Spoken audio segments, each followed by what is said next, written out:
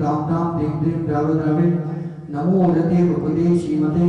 ओम ह्रीं क्रोम पापम खंडे खंडे जय जय ध ध पच पच पाचे पाचे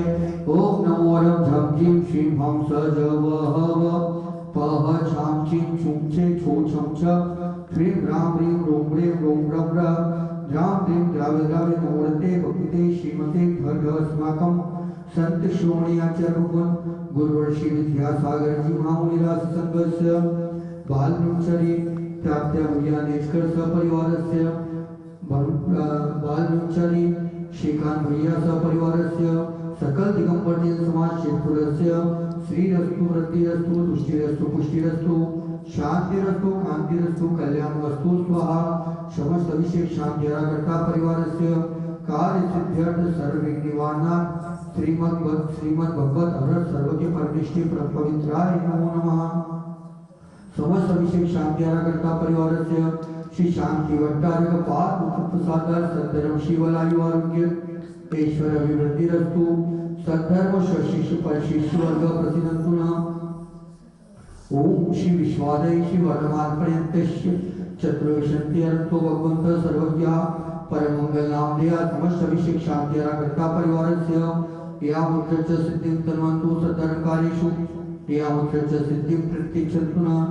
ओम नमो रते भगवते श्रीमते श्रीमद्वाचितक्राय श्रीमद्रत्नत्रय रूपाय देवी तेजोमूर्ते प्रभामंडलमंडिताय द्वादश गुण संहिताय नित्य विषय संहिताय समोषण केवल ज्ञान लक्ष्मी शोभिताय। गुरु के उपदेश से और अभ्यास से आत्मज्ञान से सौ और पर पदार्थों के अंतर को जानता है जो भी वह सदा मोक्ष सुख को जानता है। यहाँ पर तीन बातें ना कह के सिर्फ एक बात कही गई है। जो आत्मा को जानता है, लेकिन आत्मा को जानने के लिए सबसे पहले उन्होंने कहा है कि आत्मा को कैसे जाना जाए। तो स्वयं बुद्ध और प्रत्येक बुद्ध दो प्रकार के जीव होते हैं। स्वयं बुद्ध जो स्वयं से ही जानते हैं, उन्हें दूसरों की जरूरत नहीं पड़ती है, लेकिन गुरु उपदेश से और इसके उपरांत स्वसंवित्ति से, इसके साथ साथ वो कहते हैं अभ्यास से, जो सौ और पर के अंतर को जान करके आत्मा को जानते हैं। अब आत्मा को जानना, बहुत सारे लोग आत्मा को जानने वाले बैठे हैं जो गुरु को नहीं मानना चाहते हैं। एकांत पक्ष के साधक हैं, एकांत पक्ष लेकर के चलते हैं और कहते हैं पंचम काल में गुरु नहीं होते हैं, भावलिंगी मुनि ही हमारे लिए आत्मा की बात बता सकते हो, पंचम काल में भावलिंगी मुनि नहीं है।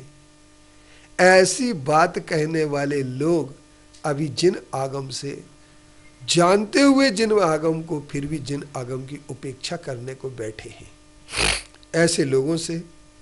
आप सब लोगों के लिए सावधान रहना पड़ेगा। पंचम काल में अज्जवि तिरयन शुद्धो, आज भी रत्नत्रय से शुद्ध इस भरत क्षेत्र में जो भावलिंगी मुनि विद्यमान है, जो ऐसा नहीं मानता है वो मिथ्या दृष्टि है। ये आचार्य कुंद देव ने अपने भावपहण मोक्ष पहण में कहा है। इसके उपरांत हम ये कह सकते हैं कि जो आज भी रत्नत्रय से शुद्ध, ये जहाँ पर मोक्ष पहण में कहा गया है, भाव पहण में भी इसी प्रकार के आशय से हमें मिलते हैं। तो हम ये कह सकते हैं कि आज भी रत्नत्रय से शुद्ध है, और जो ऐसा नहीं मानता है वो अज्ञानी है, मिथ्या दृष्टि है। अब वो अपने आप के वो कहते हैं हम मानते हैं होंगे, लेकिन बहुत दूर दराज कहीं होंगे, वर्तमान में जो है वो नहीं है, क्योंकि उन्हें वर्तमान के मुनियों से चिढ़ है, और जिसकी चिढ़ का कोई उपाय नहीं होता है। और ये चिढ़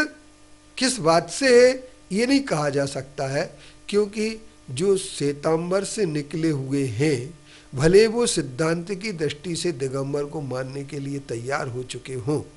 परंतु वो कहते हैं रस्सी जल जाती है परंतु उसकी बल नहीं जाती है। ठीक इसी तरीके से उन्होंने धर्म परिवर्तन करने की कोशिश की, उन्होंने ग्रंथ पढ़े, लेकिन देव को माना, शास्त्र को माना, पर गुरु को इसलिए नहीं माना क्योंकि वो स्वयं तीर्थंकर गुरु अपने आप को घोषित करने की, अपने आप को तीर्थंकर घोषित करने की हठग्राहकता से युक्त थे।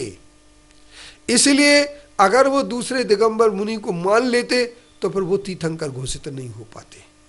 और यही एक वजह है कि हमारे यहाँ श्वेतांबर पक्ष में भी स्वयं को केवल ज्ञानी घोषित करने वाले बहुत सारे आज भी विद्यमान हैं।